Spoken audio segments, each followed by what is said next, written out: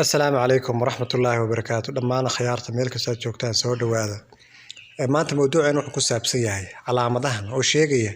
qofka hadii uu ku bataan ama uu mar waliba calaamadahan ku soo noqnoqdaan inuu qaybo kamida internal organs-ka ama xubnaha muhiimka ah ee gudaha jirkiisa uu dhaawac soo gaarayo. Warbixino caafimaad oo ay diyaarisay hay'adaha caafimaadku waxay sheegayaan qofka hadii uu carrada ku badato ama uu mar walba qof xanaaqsan oo xoog carradiisa u kacday noqdo.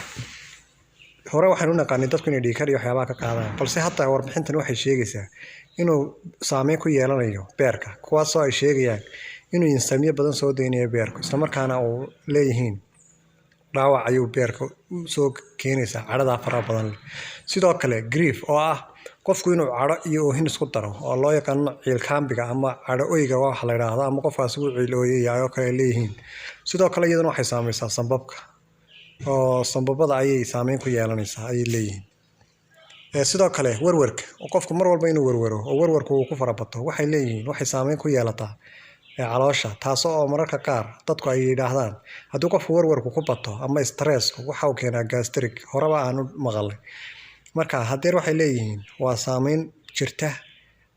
oo suurtagal ah waxyaabaha kale ee jira waxa kamid ah fearka ama cabsida qofka hadduu mar walba cabsi ku jiro oo cabsida xoog ugu badato waxay leeyihiin kaliya ayuu saameyn ku yeelanaya waa warbixinta ay qoreen sidoo kale waxyaabaha kale ee warbixinta caafimaadku sheegtay waxa kamid ah stresska qofku haddii uu ku bato waxyaabaha dhaawaca waxa kamid ah bay leeyihiin sida wadnaha iyo maskaxda caadi ahaan sida aynu naqaano